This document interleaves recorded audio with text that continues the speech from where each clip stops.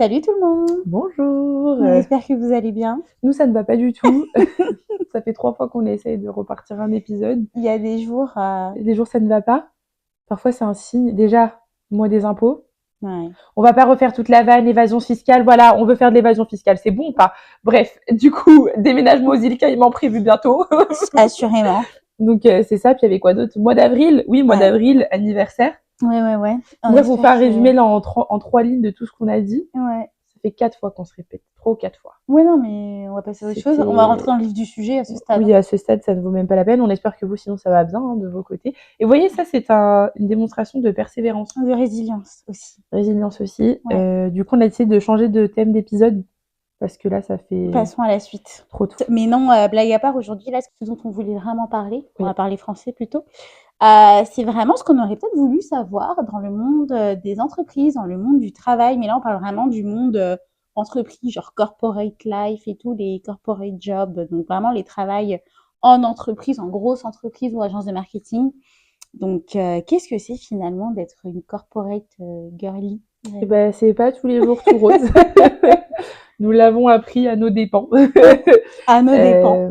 Oui, un point justement que tu as mentionné tout à l'heure, c'est que justement, nous, on a fait une école de commerce.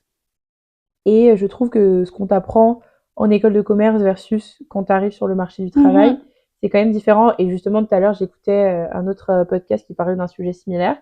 Et vraiment, je trouve que c'est comme si, moi, je parle pour mon expérience en école de commerce, on t'apprend à te vendre, on t'apprend à vraiment aller chercher certains skills qu'effectivement, c'est quand même utile de développer. Mais quand tu arrives sur le marché du travail et qu'il faut vraiment travailler, je trouve que parfois, il y a des lacunes. Il y a une différence entre ce que tu as toujours fait justement quand tu étais à l'université versus quand tu arrives sur le marché du travail. Et il y a un adage, je sais pas si c'est un adage, mais une phrase que une de mes amies m'avait dit une fois, c'était C's get degrees. En gros, c'est juste pour dire que c'est pas parce que tu n'as pas un A+, que tu vas pas avoir ton diplôme. Et je trouve que c'est vraiment ça sur le marché du travail. C'est là que tu te rends compte qu'il y a des gens, clairement, qui arrivent... Non mais... Voilà, je vais encore me faire cancel, mais c'est pas grave. Mais c'est juste que parfois, tu arrives sur le marché du travail et tu te rends compte que, ah ouais, c'est pas facile. Et donc, tu arrives avec tes standards, tout ça, et là, tu arrives, c'est long. Je parle, ça dépend des équipes, mais 12 personnes pour prendre une décision. Ça prend 12 ans. Tu dois refaire le travail moult fois parce que y a toujours quelqu'un qui change d'avis. Enfin, j'en passe, là, on va les déballer un à un, mais juste vraiment, moi, mon plus grand choc, ça a été de dire, on n'est plus à l'école. Ah ouais, clairement. Ce n'est pas facile. Mais c'est vrai qu'on a déjà eu des discussions aussi sur ces thématiques-là, mais là, vraiment, où ça vient évoluer, c'est parce que ça fait encore plus de temps qu'on travaille, on a plus d'expérience, que ce soit personnel aussi, enfin plus individuel. Mais non, moi, mes plus grands chocs, je t'avoue, j'en ai recensé 3 gros. C'est vraiment que moi, je pensais qu'il fallait juste bien travailler pour être reconnu, tu sais, avoir des promotions et machin.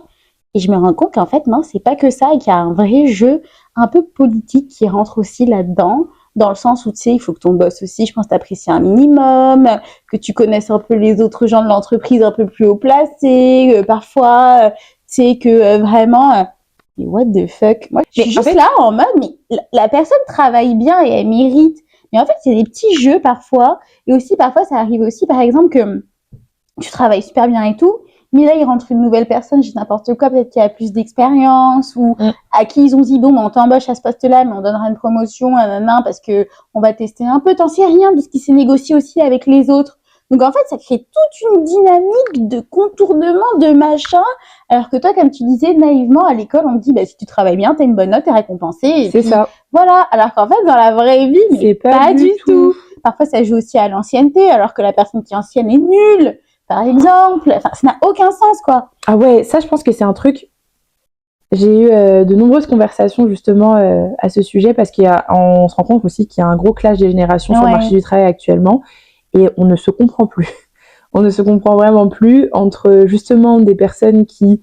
Et ça fait 40 ans, 50 ans, ils veulent pas lâcher, tant mieux pour vous, mais bref, ils veulent pas lâcher, et en fait, ils ne veulent pas évoluer non plus, dans le sens où ils ne veulent pas écouter, justement, toutes les optimisations qui peuvent être faites, les nouvelles façons de faire, vraiment, eux, ça les effraie, ça les choque. Et nous, de notre côté aussi, moi, je trouve ça lourd de devoir m'adapter à un système qui, pour moi, n'est pas efficace, qui pourrait être optimisé. Je la comparaison entre mon ancien job et mon nouveau job, rien à voir. Là, je suis dans une agence de marketing qui est vraiment plus dynamique, plus jeune, qui est vraiment axée, genre, justement, sur toutes ces nouveautés pour rester performant. L'IA, on en parle, on nous met en garde, mais autant on nous apprend à nous en servir dans notre contexte de travail. Je veux dire, on se rend compte qu'il y a des choses qui peuvent être optimisées, des choses qui peuvent être faites plus rapidement. Bien sûr, on te paye à réfléchir, donc au final, il faut pas que non plus ton bon sens soit retiré, que tu fasses tout faire par une IA.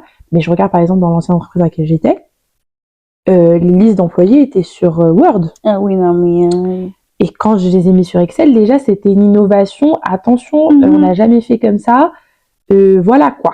Non, c'est un truc de fou, je trouve que c'était une dinguerie parce que pour moi, c'est de dire, mais on perd tellement de temps. Et c'est un exemple parmi tant d'autres. Mais c'est vraiment un peu comme tu dis, en mode, toute ta vie, on t'a dit, bah, si tu travailles bien, t'as ta récompense. Mais là, dans le cas où bah, t'arrives dans un poste et tu dis, bah, ça, clairement, ça marche pas, je vais le changer. Ah non. Genre, en fait, tu le changes, mais qui t'a demandé de le changer, premièrement? Exact. Et puis, aller obtenir l'acceptation de tout un chacun. C'est ça. Et là, tu te rends compte qu'il y a tout un processus pour prendre une décision.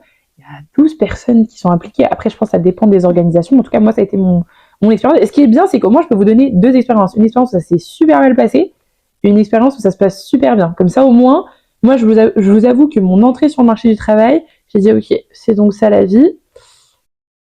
Clairement. Ça va être compliqué. Si possible, j'aimerais prendre ma retraite à 30 ans. Donc, voilà. Ça part mal. Donc, ouais. Mais non, blague à part aussi, je suis 100% d'accord avec toi. Et puis, c'est ça que moi, je disais, mes 3 trucs qui m'ont hit et qui m'ont choqué. C'est vrai que j'avais pas inclus ton point que tu viens de dire là-dedans, mais ça rentre aussi. Donc, j'en aurais vraiment 4.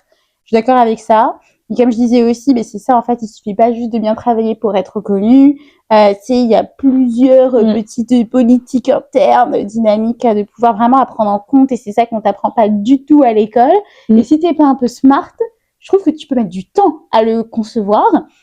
Et puis, le 3e point, vraiment, que moi, j'avais noté, c'était surtout que les gars, ton entreprise, tes collègues et tout, même si je trouve qu'en Amérique du Nord, il y a des efforts pour être friendly, tout ça, pas tes potes, c'est pas ta famille, frère. Il faut quand même garder, je trouve, une certaine distance, un certain professionnalisme. Parfois, c'est difficile, je trouve. Est-ce que j'ai montré la vidéo de mon mariage à des collègues? Oui. Est-ce que je l'ai montré à tous les collègues? Non. Donc... Ben oui, mais même de toutes les manières, ça c'est cool que tu en parles, le truc des collègues, dépendamment aussi de l'entreprise dans laquelle tu vas être, justement du type de personne qu'il y a, tout ça. Il va falloir que tu masterises le small talk. Ah ouais. Mais des conversations, je vous jure, il y a des fois, je me retrouvais dans des situations, j'étais là en mode, mais je ne sais pas quoi dire. Vraiment masteriser. Il faut vraiment trouver le point, parce que je suis d'accord avec Loïcia de pas en dire trop sur sa vie perso, parce que... Mais quand même... Juste assez, enfin, c'est vraiment compliqué de trouver le bon milieu. Et justement, moi, une chance que j'ai eue dans mon premier emploi où ça s'est mal passé, comme j'ai dit, c'est qu'au moins, moi, c'est quelque chose que ma mère m'a toujours répété. Donc, ça fait que déjà, de base, en entrant, je racontais pas vraiment ma vie. Mais par exemple, un jour, j'ai parlé de mes aspirations, tu sais, à long terme. Tu sais, on parle d'aspirations sur 30, 40 ans. Elle vous a dit il y a 5 minutes qu'elle veut travailler jusqu'à ses 30 ans. Vous comprenez déjà que non, mais attends, mais c'est parce que quand je suis arrivée sur le marché du travail, j'ai dit, T'as revu J'ai revu à la baisse. Non, j'ai revu à la baisse. Après, j'ai eu le rendez-vous des REER. Et quand j'ai dit ça à la madame des REER, elle a rigolé. Je l'ai regardée, j'ai dit, mais je suis sérieuse. Et elle était genre, ah. Et là, j'ai compris que 30 ans, c'était un peu tôt, malheureusement. mais non, de base, moi, je me voyais faire, tu me connais, je suis assez workaholic aussi dans la vie. Enfin, moi, je me vois travailler jusqu'à n'en plus finir. Mais, ah non, vraiment, je suis rentrée là-dedans. J'ai juste donné mes aspirations à long terme. Des aspirations, enfin bref, je l'ai gardé pour moi, maintenant c'est bon. Ça a créé un débat national. Attends, mais qui, entre tes collègues et toi? Non, mais mes collègues, et en mode c'est passé pour que je sois quelqu'un d'arrogant. Je t'avais raconté à mon évaluation. Mais c'était dans l'ancien taf. Oui, dans l'ancien taf. C'est bon. Ah, mais depuis, je ne dis plus. Je ne dis plus, mais en gros, à mon évaluation annuelle, c'était ressorti, bah écoute, ta performance nickel, il y a quelques petites erreurs d'inattention, mais tu sais, ça c'est normal, puis en même temps, tu viens d'entrer dans l'entreprise. Aussi, il faut sachez que, parce que là, j'aimerais dire il faut sachez que, de base, j'ai signé pour un poste, mais au final, Autre tâche connexe est devenu mon poste. Donc, on va dire que j'ai signé pour être cordeau marketing, j'ai fini cordeau de projet. C'est pas la même chose. Vraiment. Donc, tu sais, pour dire que donc là, oui, des petites erreurs et tout, mais c'est normal, en fait, je ne l'ai jamais appris. Donc, déjà, de base, voilà. Et puis, donc là, elle vient dans les commentaires, Oui, mais c'est parce qu'en fait, il se pourrait qu'il y ait des soucis avec des gens qui sont plus bas que toi dans la hiérarchie. Alors déjà, je comprends que j'ai 23 ans et que oui, effectivement, je rentre à un poste plus élevé que d'autres personnes.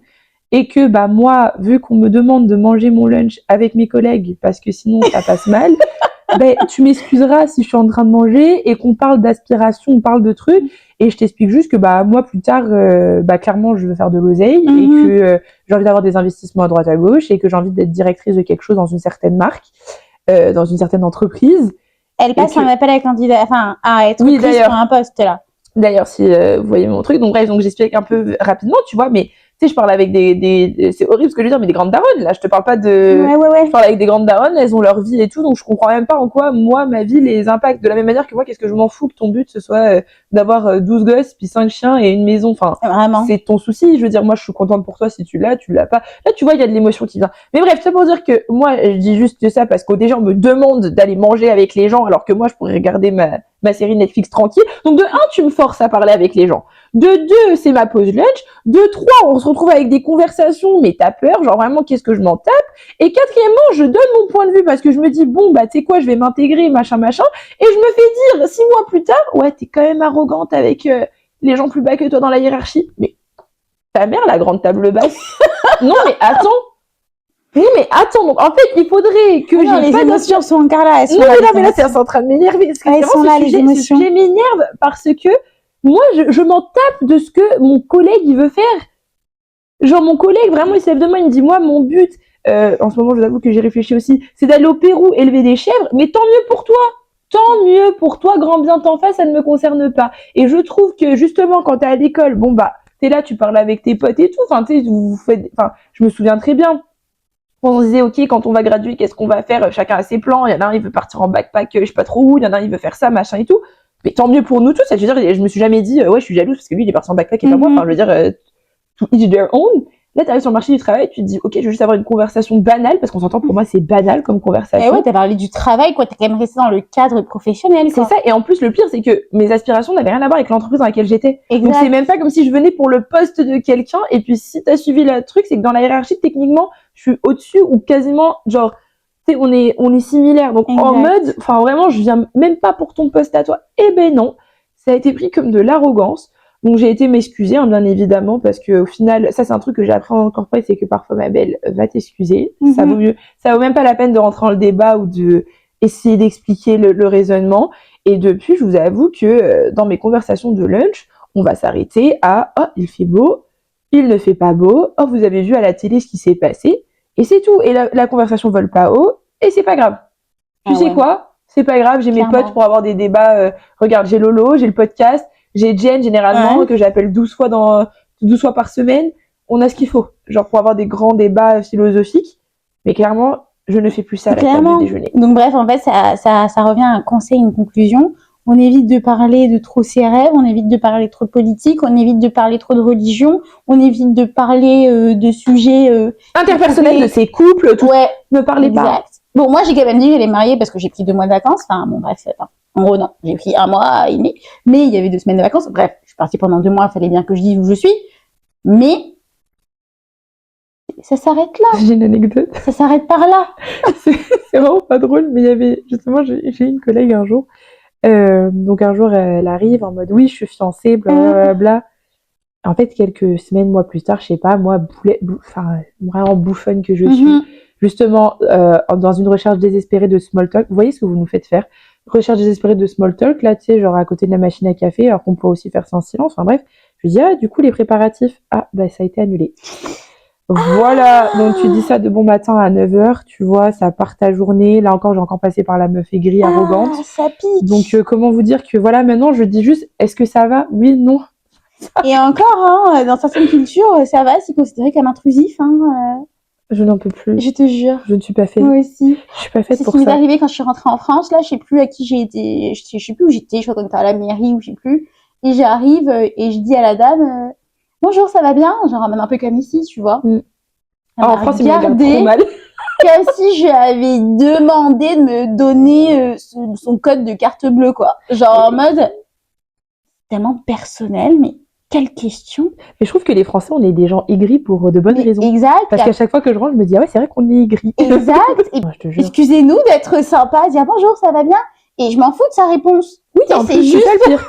C'est juste c'est de la politesse. Ouais, d'être un peu friendly, et visiblement, on a pris les mauvaises habitudes d'Amérique du Nord. Mais je suis sûre que quand Julie va voir l'épisode, elle va dire la même chose. Mais à chaque fois, quand je rentre en France, Julie, elle est avec moi. Genre, les premiers jours, me demande pas pourquoi tout le temps Julie, mais Julie, c'est une vraie.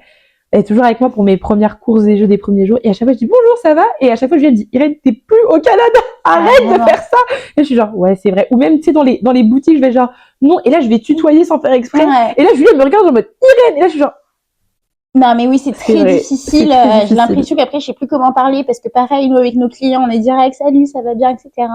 Mais bon, bref, ça, c'est quelque chose que j'ai remarqué ici parce que pour avoir travaillé avec un peu des prestataires de France, là, c'était dans le cadre du mariage, mais eux, c'était des professionnels aussi. Donc, je voyais quand même quel était le rapport client versus ici, moi, le rapport que j'ai avec mes clients. Ce que je me suis rendu compte aussi, c'était que nous, ici, on est hyper friendly avec les clients, mais on est très exigeant et carré. Alors qu'en France, tu vois, je les trouve pas tant friendly et parfois je les trouve pas tant carrés non plus. Donc, il y a un truc. C'est culturel. Ouais, ici, tu vois, on est cool, mais voilà, ça roule quoi. Comme pareil pour le mariage, moi je me suis estimée, en tout cas, vous me direz si je me trompe, mais qu'un marié quand même assez cool avec les prestataires et tout. Mais c'était carré ce que je voulais et il fallait le donner carré, tu vois.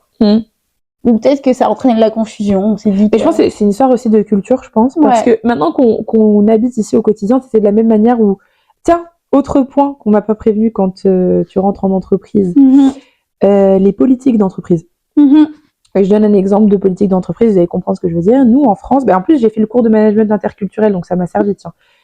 Dans le sens où, justement, je pensais que c'était de la théorie et que tout le monde s'en tape. Non. Ici, dans une société où, en gros, on va consulter tout le monde pour prendre une décision, ce n'est pas la même chose en France. C'est pas du tout la même façon de communiquer non plus la décision. Ici, c'est vraiment, on va tourner les coins ronds, on va vraiment passer par 4 chemins, vraiment sonder tout le monde. En France, c'est moins le cas, je trouve. Et ce qui fait que si vous donnez votre opinion de façon trop directe, ça peut être mal perçu. Exact. Alors qu'en France, je trouve que ça peut pas nécessairement mal perçu, dans le sens où c'est un peu le mode de communication qu'on a entre nous en règle générale de base. Alors qu'ici, c'est vrai qu'on est beaucoup dans le consensus et que vous risquez d'avoir de sacrées surprises si vous dites le fond de votre pensée tel quel. Directement. C'est ça, c'est ce que je disais, un peu ces dynamiques de politique, tout ça. Et puis là, ça m'amène à un autre point aussi que j'avais pour la discussion. C'était que vraiment la gestion de ses émotions au milieu professionnel, elle est vraiment cruciale dans le sens, moi je dis souvent, je dis pas tout le temps, mais je le dis quand même, que j'ai pas d'ego dans le travail. C'est vrai, dans le sens où si tu me dis, cette slide elle est à refaire, elle est pas belle et que c'est un commentaire, je vais pas le prendre personnellement, je m'en fiche, à the end of the day, je la referai la slide. Tu sais, tu viens pas m'attaquer sur un truc personnel et puis à the end of the day, à 17h je suis à mon ordi, je pense plus à cette slide là. Donc en fait, je pense que c'est quand même un bon conseil à prendre dans le sens où il ne faut pas prendre les commentaires ou quand on challenge ton travail de manière personnelle, dans le sens aussi quand tu rentres sur le marché, t'es un peu plus junior, t'es là pour apprendre. Et même quand t'es senior, c'est moi ce que j'apprécie avec certains seniors et tout, c'était que dans leur construction aussi de ce management, de cette gestion, tu sais, ils demandent beaucoup de feedback aussi du coup aux plus juniors et ils savent se remettre en question et évoluer et puis même pour tirer partie de nos forces, pour eux être des meilleurs aussi seniors, disons, on va dire gestionnaires. Mes meilleurs gestionnaires, c'était des gens comme ça. Hein. Vraiment. Tous. Si je donnais un point commun entre tous les gestionnaires avec qui aujourd'hui je suis encore en contact et avec qui j'ai eu des super expériences, c'était vraiment des personnes qui autant m'ont appris, mais autant quand je leur suggérais des idées, tu sais, justement pour avancer, faire aller un projet plus vite, je dis pas qu'ils l'adoptaient tout de suite, mais au moins ils étaient genre, ok, explique-moi encore ton truc. Je leur explique, ils disent, tu sais, je vois que dans leur tête ça fait un cheminement, ça veut pas dire qu'ils vont l'utiliser, mais au moins ils ont pris la peine d'être genre, écoute, c'est peut-être pas bête ce qu'elle est en train de dire, je dis pas qu'on va l'adopter, mais voyons, tu vois. Et c'est aussi un truc que j'aime beaucoup avec le fait de travailler en agence, du moins mon agence, parce que j'apprends énormément des autres, mais justement, quand j'arrive avec une recherche que j'ai lue ou un truc que je me dis, ok, on pourrait tester tout ça, c'est toujours bien accueilli. C'est toujours accueilli, genre, ok, comment est-ce qu'on peut approfondir ta pensée? Genre, ok, t'as vu ça, mais concrètement, c'est quoi les limites? C'est quoi les avantages? Tu sais, ça me pousse moi aussi à aller creuser plus loin que juste avoir une idée comme ça. Mais d'un autre côté, je vois qu'ils sont pas non plus fermés à l'idée. C'est-à-dire que c'est pas un non catégorique, on cherche même pas à comprendre. C'est du genre, essaie de me l'expliquer un peu plus. Laisse-moi moi aussi faire le temps, tu sais, que ça chemine dans ma tête, et voyons si la solution est adaptée au client, par exemple. Et ça, je trouve que c'est cool. Et ça m'amène aussi à une autre réflexion que j'ai eue cette semaine, parce que, en gros, j'ai eu un événement à HEC, justement, en tant qu'alumni, et j'ai été rencontrer des élèves de prépa, justement pour parler un peu le cours s'appelle Gestion de la motivation. Et en gros, le thème de la soirée, c'était garder la motivation, quelque chose comme ça. Et donc j'ai trop cute, j'ai un groupe de personnes qui sont venues vraiment, on a eu une super conversation et je trouve que c'était assez chill parce que genre justement je pense ne pas avoir donné cette image de genre détaché, inaccessible, tu sais, comme on peut avoir une idée de quelqu'un qui travaille justement en entreprise ou autre. J'ai même parlé de mes vacances, enfin bref, voilà. Et du fait que SDM avait fait un putain de concert au dernier match du PSG, donc quand vous allez voir le truc, ça vraiment que ça remonte. Et justement, je leur demandais un peu quelles étaient des limites qu'elles voyaient, par exemple, dans les cours qu'elles aimaient pas trop, enfin des trucs comme ça. Et donc là, elle me dit oui, ben là déjà la dernière fois, j'ai fait une présentation orale, personne m'écoutait. Là, tel autre truc, j'ai eu une note, enfin voilà, moi je comprends pas trop le commentaire, nanana. Et tu sais, j'entendais et je leur disais mais je comprends votre frustration, mais vous pensez que ça se passe comment sur le marché du travail? Et elles m'ont regardé un peu en mode bah je comprends pas, genre en mode et je les comprends parce que j'étais à leur place. Je leur dis, bah, je vous avoue que moi, ça m'est arrivé d'arriver en meeting et qu'il y ait personne qui m'écoute, ou alors qu'on m'interrompt genre 12 fois parce que je cite mon fils à la rougeole, du coup, tu comprends, je dois quitter. Ou alors, bah, en fait, c'est des gens ils sont là parce qu'on les a obligés à être ici. C'est pas vraiment eux qui vont prendre les décisions, ton projet, ils y croient pas nécessairement ou ta solution. Et justement, comme tu dis, faut arrêter de penser que parce qu'à l'école, on t'a dit quand c'est présentation orale, vous devez fermer vos ordinateurs, vous devez écouter la personne qui passe, que c'est ce qui se passe sur le marché du travail. Premièrement, non. Deuxièmement, faut apprendre à ne pas le prendre personnel parce que justement, ça peut choquer parce que tu peux te dire, bah attends, je me suis préparée, j'ai fait mes trucs carrés, on m'écoute pas, mon meeting, on le remet genre 2 semaines en semaine. En fait, au final, tout le monde s'en fout. Tout le monde s'en fout. Et de la même manière, oui, j'ai reçu une note, mais je comprends pas. Bah justement, tu vois, bah quand moi je reçois un commentaire, un feedback, je le comprends pas, ne pas avoir peur de poser des questions. Et je pense que ça, c'est quelque chose qu'on nous apprend pas, ne pas avoir peur de poser des questions, parce que je pense que les plus grosses progressions que j'ai vues horizontales, je parle, dans ma carrière, c'était vraiment le fait de poser tellement de questions que bah au final, le travail, la qualité s'améliore vraiment plus rapidement. Parce qu'au lieu de passer 12 heures à essayer de comprendre ce qui se passait dans le fin fond du crâne de quelqu'un, et d'ailleurs je ne serai jamais dans leur crâne, et Dieu merci, bah au moins j'ai des trucs concrets sur lesquels me baser pour améliorer mon travail. Ouais, et puis au-delà de poser des questions, moi je compléterais avec aller chercher du feedback, des commentaires sur son travail à des personnes qui sont généralement un peu plus seniors ou plus expertes, disons, de votre travail. Ça aide énormément et je trouve que c'est une bonne façon d'amener aussi pour vous économiser du travail dans le sens où vous avez une première idée, évidemment, partez jamais les mains vides, ça que je dirais quand même, mais allez demander qu'est-ce que la personne en pense, ça va déjà vous nourrir votre base de travail aussi, et comme ça, vous partirez déjà sur une bonne lancée directe, en fait. Et puis ça t'évite aussi ouais, mais aussi ça t'évite de tout refaire. Je pensais à ça, qu'est-ce que t'en penses? Ah, ben oui, avec un petit truc au début, évidemment, j'ai quand même la notion de ce que où je veux aller, mais vraiment, après cette discussion, je suis vraiment nourrie, quoi. C'est encore mieux, et après, tu sais, la personne oublie que finalement, même de manière un peu informelle, elle t'a quand même nourrie. Et un peu par rapport à ce que tu venais de dire, c'était quand t'arrives avec ton rendu, justement, t'arrives devant ton gestionnaire, t'es trop content, ou peu importe, ça se trouve, t'as mis ton âme dedans, et là, clairement, ça ne répond pas aux attentes, ça ne répond pas à ce que la personne se faisait comme idée, et ouais, ça fait mal, parce que du coup, bah, devinez quoi, tu dois recommencer, et c'est mieux, tu le fais vite, et bien, tu vois. Et je trouve que ça, l'école nous prépare pas tant. Vraiment. Je suis vraiment d'accord. Et puis, tu sais, là, j'ai passé quand même à un autre sujet et tout, parce qu'on avance dans la discussion. Et je pense qu'on a fait le tour des choses un peu plus sur le travail en lui-même, dans le sens le rendu, et puis sur l'attitude à avoir. Moi, j'avais un autre point qu'on n'aborde pas souvent, mais la féminité et le code vestimentaire en entreprise, notamment dans notre cas. Genre, et c'est quelque chose que je suis encore en train de figure it out, de dealer avec, mais c'est vraiment le regard des autres, c'est sur quand t'es une femme ambitieuse, bien habillée. Je trouve qu'il y a quelque chose. Il y a quelque chose il y a quelque chose déjà qui, il y a une dualité. ouais, qui dérange un peu, j'en sais rien, mais je sens qu'il y a un truc.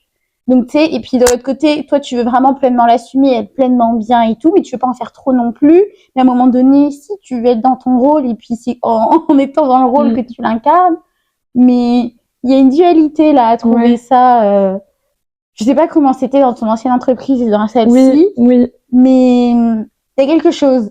Bah, je comprends ce que t'expliques dans le sens où quand j'étais dans mon ancien emploi qui était du coup très très corporate, une industrie très fermée, très rigide, je m'habillais pas du tout pareil que maintenant, mais je comprends ton point. Donc il y a des trucs qui peuvent déranger. En fait, faut vous dire que c'est horrible ce que je veux dire, mais sur le marché du travail, c'est rempli d'aigris. De gens totalement aigris, c'est horrible, tristes dans leur vie. Ça donne pas envie de travailler. Non mais c'est sincère. Mais rigole, mais je te jure, dans mon ancien taf, j'étais aigrie. Pourquoi ? Parce que quand toute la journée t'es avec des gens aigris, je te dis, t'es obligé de faire du small talk comme ça, on prend ta pause lunch, t'as pas demandé. Ben ça fait que tu deviens aigri. Et j'ai vu, tu te souviens, au début quand j'avais commencé, je m'habillais de ouf tous les jours. Et je faisais mes petites stories et je vous montrais mes dernières sapes et tout. T'as pas remarqué comment à un moment donné, j'ai arrêté ces conneries de suite ? C'est parce qu'en fait, t'as même plus envie de t'apprêter ou autre. Parce que tu vois le regard des gens, tu vois... pourtant, je mettais rien de vulgaire parce que je sais qu'il y a eu un débat récemment de genre justement des gens qui se portent en mini-jupe, tu sais, en mode Mago, s'il te plaît. Enfin, j'ai failli mettre une jupe courte, hein, quand même, j'ai pas fait. Non, mais tu vois, c'est en mode Mago, bon... Je suis pour qu'on s'assume et qu'on fasse des trucs, mais ça reste que ce n'est pas le lieu. Ce n'est pas le lieu de la même manière que quand je vais à la salle de sport, je me mets pas en jean. C'est ma façon de voir la vie, vous faites ce que vous voulez de votre vie. Donc bref, donc un peu ça. Moi, donc depuis, ce que j'ai fait, c'est que j'ai acheté, c'est pas une blague, 4 pulls, 3 pantalons noirs. Et je m'habillais comme ça tous les jours, comme ça j'étais en mode, tu peux pas me faire chier, c'est un pull, un pantalon. Je pète pas. Mais pourquoi on t'a fait chier Non, mais c'était les regards et c'était les commentaires. En mode, ah, mais tu mets du temps à préparer le matin. Ou, tu sais, en mode, ah non, mais en plus, moi, tu me connais, en plus de base, je suis quelqu'un qui me maquille beaucoup. Tu sais, mes cheveux, genre, ah non. Ça va le maquillage, mais Bah, tu vois, genre, avant, je me maquillais vraiment plus quand j'allais au travail et tout. Genre, vraiment, je faisais mon full face et tout. Limite, ça me prenait. Oui, parce que c'est toujours comme ça que j'ai été, tu vois. Mais sauf que, bah, forcément, tu sais, les gens, tu sais, admettons, comme je dis, j'étais dans une industrie très rigide et j'étais dans une industrie aussi où il y avait plus de personnes plus âgées que moi aussi, tu vois, qui se maquillaient pas nécessairement comme moi en mode camion volé. Bon, je dis camion volé, j'exagère, mais tu vois, avec mon highlighter, mon machin et tout.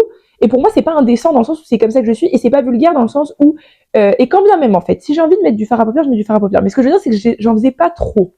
C'est en mode juste, je faisais mon contouring, je faisais mes yeux, et puis c'est tout. Tu vois, bah comme là. Donc je suis désolée, j'ai un visage vraiment basique. Et en plus, je suis très pâle, oui, je sais. Mais tu sais, j'ai eu des commentaires en mode, ah, tu mets des talons. Ou, oh, tu sais, des petits commentaires comme ça.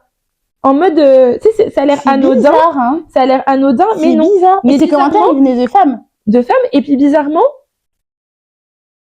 quand c'était des posts plus élevés que moi, j'entendais pas ces commentaires-là. Exact. Par contre, justement, on en revient au truc de genre hiérarchie et tout. Et ben c'est là que ça pose problème. Mais dans ma tête, pourquoi ça pose problème ? Dans le sens où, qui t'a empêché, toi, de t'apprêter ce matin ? Exact. Et depuis, justement, récemment, ça m'a tellement laissé une marque que récemment, on a eu un événement avec le travail. Et donc, j'arrive habillée le soir. Et donc, là, et je m'habille basique, hein, vraiment pas un truc de ouf. Mais tu vois un peu comment je m'habille et tout. Genre, mon jean, mes pompes, elles sont assorties avec le haut, le machin et tout. Que ce soit des baskets ou pas, je suis très streetwear plus. Mais bref. Et elle me dit, oh, putain, j'aime vraiment nanana. Je dis, ah, mais je vous explique. Et il y a une de mes collègues qui a dit, tu peux t'habiller comme ça pour venir au bureau. Hein. Et là, je lui dis, ah non. Je lui ai dit, je t'explique. J'ai acheté 5 pulls. J'ai la même chose que je t'ai dit. J'ai acheté 5 pantalons. Et vous allez me voir chaque lundi, je change de pull. Et ça va s'arrêter là. J'ai dit, ça me demande trop de réflexion. Là, j'ai la flemme maintenant de vas-y, à tout moment. Ouais, t'as du temps, hein. C'est bon, ça m'a saoulée. Et quand je suis en télétravail, encore pire, j'ai acheté. Non, mais oui. Attends, j'ai été chez Costco. Ça, c'est le plus grand vol de l'année, le télétravail. J'ai acheté 5 t-shirts noirs. Chez Gymshark, j'ai 5 leggings noirs. Non, mais l'industrie de la mode de tester le télétravail, il n'y a pas de souci. Mais je suis d'accord avec toi et puis je comprends. Moi, je t'avoue, j'ai pas eu des réflexions comme ça. Mais c'était plus des réflexions positives dans le fond quand même, tu sais, en mode, j'ai dit dans le fond. On coupe. C'est des réflexions positives, je disais, en mode, ah, mais c'est vraiment joli comment t'es habillée. Ah, c'est beau. Ah, non, mais Loïcia, toujours à la fine pointe de la mode. Vraiment des trucs comme ça.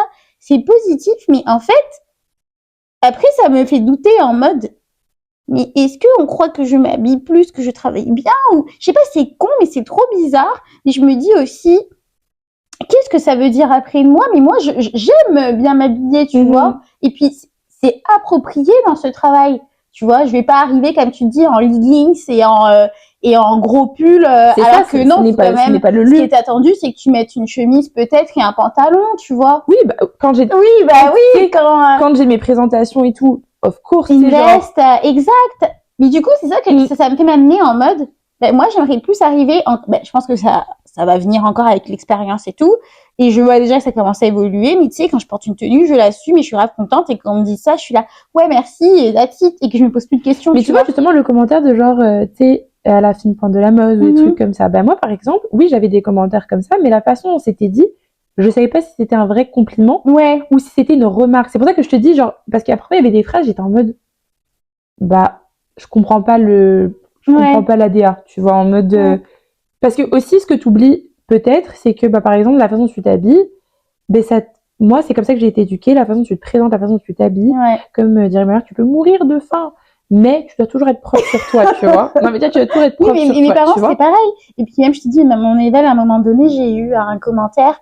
Mais encore une fois, c'est hyper positif et c'est gentil. Après, ça me fait me questionner. Parce que c'était en mode, non, mais t'es hyper professionnel, hyper carré, hyper, bonne avec les clients, et ça jusqu'au bout des ongles.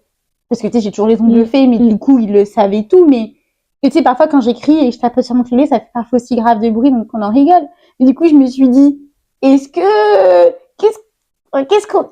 qu'on en pense vraiment, tu vois? Mais c'est trop bizarre. Moi, je trouve ça positif. Oui, mais c'est positif, mais je trouve ça bizarre que jusqu'au moindre détail de tes ongles, ça soit remarqué. Mais, en évaluation annuelle, qu'est-ce que j'ai eu comme commentaire la dernière fois qui m'a étonnée, c'était de dire, ouais, tu sais, parce qu'on a des activités d'entreprise en mode, ouais, tu t'intègres grave bien dans les activités d'entreprise, genre en mode, les gens, ils rigolent. Mais dans ma tête, j'étais genre, mais qu'est-ce que ça a à voir? Parce que je fasse rire, on s'entend, on se connaît depuis assez longtemps, c'est juste ma façon de parler qui fait rire. C'est pas, je dis rien d'excessivement drôle, tu vois. Je ne suis pas clown. On ne me paye pas à être clown. Alors pourquoi le niveau de rire de gorge déployé des autres a à voir avec mon évaluation? De la même manière que toi on parle de tes ongles, moi on me dit je suis un running gag. Mais oui, mais ok, mais ça veut dire quoi? Je suis un clown? Mais en fait, et je suis d'accord, et dans le sens que tu veux dire, moi ça me pose aussi la question, moi ça m'intrigue dans le sens où jusqu'à où ils vont dans l'observation. Ouais. Tu vois? Genre. Ouais. Dans le monde du travail, jusqu'à où ils vont. Ils vont jusqu'au bout des ongles, ils vont jusqu'au niveau de gorge déployé des autres. Ouais.